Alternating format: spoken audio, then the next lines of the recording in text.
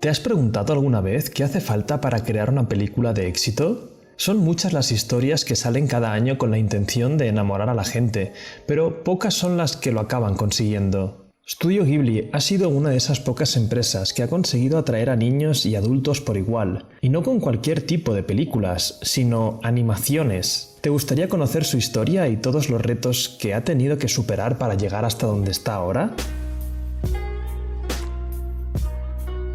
La historia de Studio Ghibli comienza con Hayao Miyazaki, un joven que desde pequeño siempre había querido ser artista de manga. Miyazaki se pasaba las horas practicando con sus bocetos y yendo a visitar el estudio de su profesor de artes, convencido de que algún día cumpliría su sueño. Con apenas 22 años, Miyazaki terminó la universidad y empezó a trabajar para Toei Animation como animador. Allí el joven aprendió mucho sobre el oficio, al tiempo que aumentaban sus responsabilidades y los cargos donde la empresa le ubicaba. Fue en Toei donde Miyazaki conoció a Isao Takahata, otro joven apasionado por el mundo de la animación. Ambos compañeros dejarían la empresa para seguir mejorando sus habilidades en otros estudios, enseñando y dirigiendo a otros empleados mientras desarrollaban su amistad. Un día, a finales de los años 70, Miyazaki y Takahata recibieron una llamada de una empresa llamada Tokuma Shoten.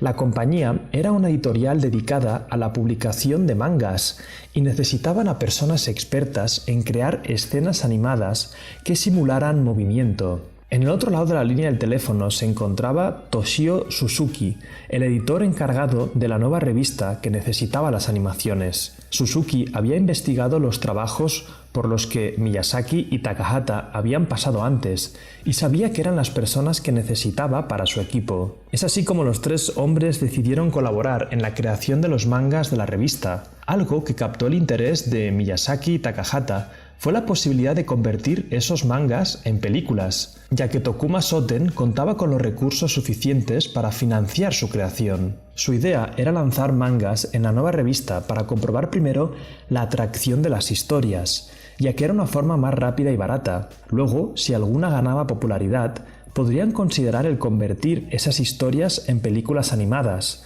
mucho más costosas, pero con el potencial de llegar a mucha más gente. Y unos años después de empezar a colaborar en el proyecto de Suzuki, Miyazaki crearía la historia que daría paso al origen de Studio Ghibli. Resulta que Nausicaa del Valle del Viento era uno de los mangas que Miyazaki había creado para la revista, el cual empezó a ganar una gran popularidad. Tanto Suzuki como los directivos de Tokuma Shoten acabaron por convencerle de pasar la historia a una película, dejando a Miyazaki ser quien la dirigiera. La película se lanzó en 1984 y fue todo un éxito. Tokuma puso los recursos y seleccionó un pequeño estudio para ayudar a Miyazaki a llevar a cabo la película, con un resultado mucho mejor de lo esperado. Convencidos de que crear más películas tenía un gran potencial, Miyazaki, Takahata y Suzuki decidieron asociarse. No iban a depender de otros estudios para hacer las películas, sino que iban a crear el suyo propio. Y con la inversión inicial de Tokuma Shoten,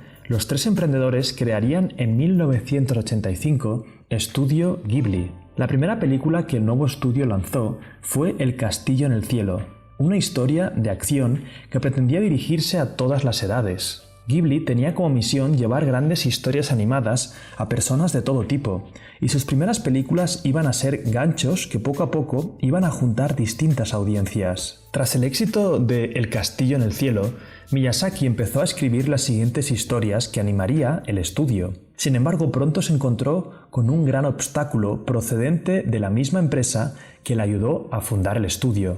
Resulta que Tokuma Shoten era la compañía que daba a Ghibli el capital para poder realizar las películas, y era quien tenía la última palabra en qué historias se animaban y cuáles no. La estrategia que quería seguir la empresa era la misma que había utilizado con Nausicaa, y quería que toda historia fuera comprobada antes en formato manga. Miyazaki creía que este proceso iba a ser extremadamente lento y presentó la idea de Mi vecino Totoro directamente para animarse como película. Tokuma Sohoten rechazó el guión, primero porque no había sido aún probado en manga y segundo porque no le convencía la idea de una película protagonizada por un monstruo. En vez de echarse atrás, Miyazaki volvió a presentar la idea de Totoro, pero esta vez junto al guión de La tumba de las luciérnagas, que hablaba sobre una familia en el Japón tras la Segunda Guerra Mundial. El argumento de Miyazaki esta vez fue que iban a desarrollar ambas películas al mismo tiempo y diversificar sus esfuerzos para que al menos una tuviera éxito. El inversor de Ghibli no estaba convencido del todo, pero dio luz verde a los dos proyectos viendo que era más probable recuperar su dinero con dos películas. Sin embargo, esto significaba que Ghibli tenía tiempo y recursos limitados para sacar no solo una gran película que superara los estándares de calidad, sino dos. El resultado fue que los equipos de ambas películas empezaron a competir por recursos y que el estudio tuviera que gestionar dos campañas promocionales al mismo tiempo. Para Ghibli esa época fue una auténtica pesadilla y el estudio pasó por una crisis que a punto estuvo de acabar con él. Suzuki, que hacía de puente entre el estudio y Tokuma Sohoten, se planteó si la idea de fundar Ghibli había sido un completo error. Sin embargo, ninguno de sus fundadores decidió rendirse ante la presión y tras 2 años de infierno, ambas películas salieron a la luz. Y curiosamente, ambas encantaron a la gente. Tras el éxito de Mi vecino Totoro y La tumba de las luciérnagas, Miyazaki tomó unas semanas de descanso antes de crear la siguiente película. En uno de esos días, mientras estaba sentado en las calles de Tokio, se puso a observar a las mujeres que andaban con prisa hacia sus destinos. Allí mirándolas y preguntándose qué pensaban, Miyazaki tuvo la idea de su siguiente película. Iba a ser una historia de una joven mujer que iba a aprender el significado de la responsabilidad y enfrentarse a los retos de la vida, y tendría como nombre Kiki Entregas a Domicilio. Lo interesante de esta nueva película, que estaba planteada para dirigirse a un público femenino y que más mujeres conocieran el estudio, Kiki fue un éxito aún mayor que las películas anteriores, y para entonces todo Japón ya conocía al estudio Ghibli. Sin embargo, la enorme calidad de estas películas traería consigo otro gran reto para la compañía, que marcaría el futuro de todo el estudio. Resulta que los freelancers que animaban las películas en Japón son pagados habitualmente por las piezas de trabajo que entregan, en vez de por horas. Durante la elaboración de las películas de Kiki, los animadores entregaron un número similar de bocetos que en otras ocasiones, pero estos tardaban mucho más tiempo en hacerse, por la calidad exigida. El resultado era que los animadores recibían la mitad del dinero que antes con las mismas horas de trabajo, y esto afectaba a su motivación. Ghibli tenía que hacer algo para cambiar esto. ¿Les pagaría más a los animadores a costa de la rentabilidad del proyecto? ¿O pensaría más en lo económico rebajando la calidad de sus películas? Además, aunque Ghibli era una productora, los animadores solían ser freelancers que solo eran contratados para una película en concreto. Esto hacía muy difícil formar y mantener a los animadores más jóvenes para seguir manteniendo una calidad estable. Finalmente, el estudio decidió solucionar el problema contratando a los animadores e incorporándolos en su plantilla a largo plazo. Para ello, la pequeña estructura de Ghibli tendría que cambiar y expandirse a más empleados, creando un buen ambiente de trabajo y un entrenamiento adecuado para los más jóvenes. El estudio siguió creciendo con los años y asemejándose cada vez más a una empresa. Durante principios de los 90, Ghibli continuó lanzando grandes éxitos, como Only Yesterday o Porco Rosso, y todo parecía ir sobre ruedas. Sin embargo, en 1995, Miyazaki volvió a encontrarse en una importante encrucijada. En esta ocasión, el director de anime había tenido 2 ideas de películas que quería llevar a cabo. Una de ellas se llamaba Boro la oruga, que trataba sobre las grandes aventuras de un pequeño animal en su diminuto mundo. La otra era una película de acción protagonizada por una chica, que tenía como título La princesa Mononoke. El problema era que Miyazaki estaba tan enamorado de ambas historias que no podía decidir entre una y otra, así que le dijo a Suzuki que iba a hacer ambas. Como productor, Suzuki trató de hacer un análisis objetivo de las capacidades de Miyazaki y de Estudio Ghibli para llevar a cabo ambas películas. A Suzuki le recorrió entonces un sudor frío por la espalda, recordando lo que habían sufrido años atrás intentando crear dos películas al mismo tiempo,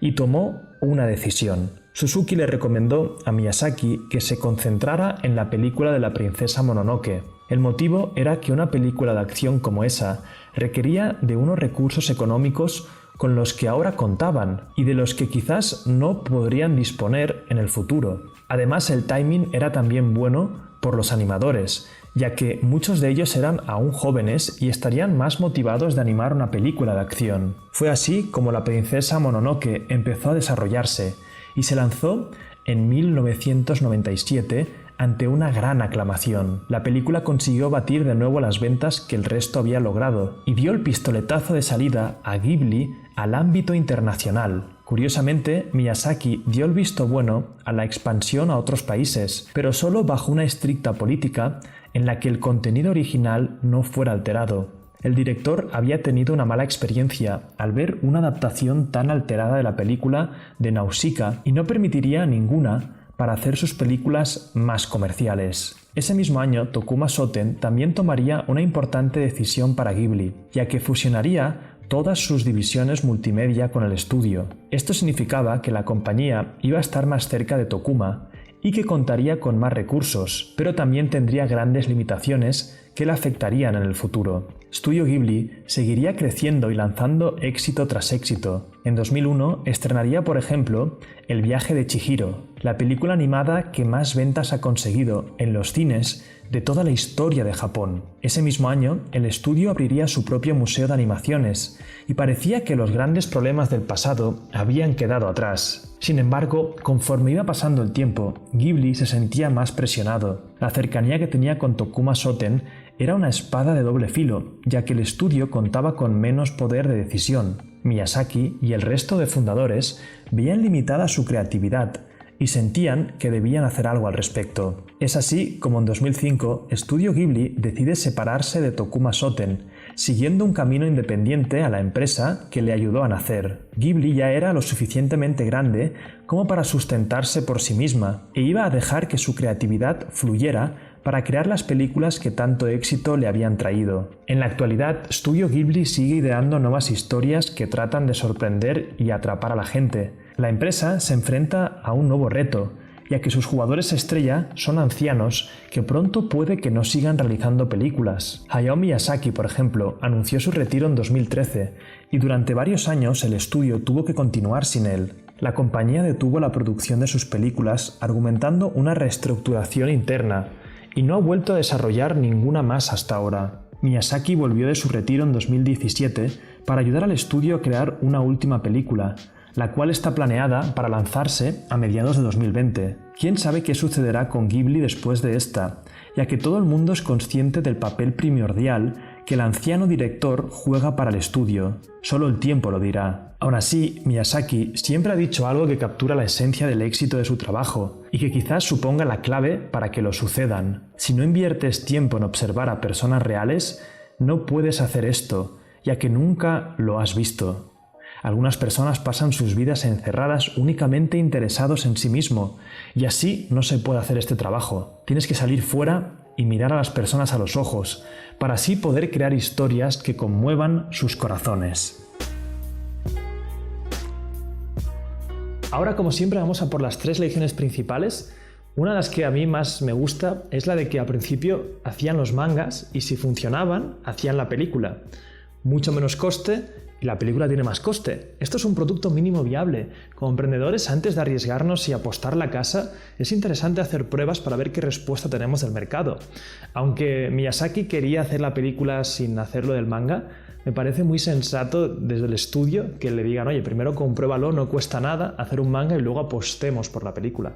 Productos mínimos viables creo que son fundamentales al empezar como emprendedor. Segunda lección, el foco, ¿vale? Cuando yo creamos el caso y leí lo de las 2 películas a la vez, de locos. Al final, si tienes un mismo equipo, no solamente es que vas a tener menos capital y van a pelear por el capital los equipos, sino que al final, ¿dónde pones el foco? ¿A qué le das más cariño? por lo menos luego aprenden la lección y son más sensatos y se enfocan en una sola película. A veces como emprendedores nuestro principal error es que tenemos demasiadas ideas, demasiadas cosas en la cabeza. Necesitamos alguien o un equipo o personas que nos ayuden a decir no, ahora vamos a por esto y vamos a cumplir objetivos y luego ya veremos qué más hacemos. Y por último, la última lección es que si te fijas, Estudio Ghibli tiene ahora problemas porque uno de sus mayores y mejores creadores de historias se está haciendo mayor. Yo creo al final que nuestra empresa, por mucho que seamos nosotros los jugadores estrella, tenemos que saber muy bien cómo delegar eso que nos hace a nosotros únicos y buscar a otras personas que también brillen. Porque si no, al final, el último que puedes tomar la decisión de matar tu empresa serás tú mismo. Ya sea por si te haces mayor y ya no puedes continuar o por si te aburres de tu empresa. Que tú empieces tu empresa no te da el derecho a matarla. Quédate con esa frase. Nada más, si eres nuevo en el canal, suscríbete. Ya sabes que tienes la clase gratuita para empezar tú a emprender en los comentarios en la tarjeta y estamos en fechas de Navidad, así que feliz Navidad a todos. Vamos a aprovechar estos momentos como emprendedores para descansar, que a veces sé que nos cuesta, y volver con más fuerza el próximo año. Que vaya genial. Chao.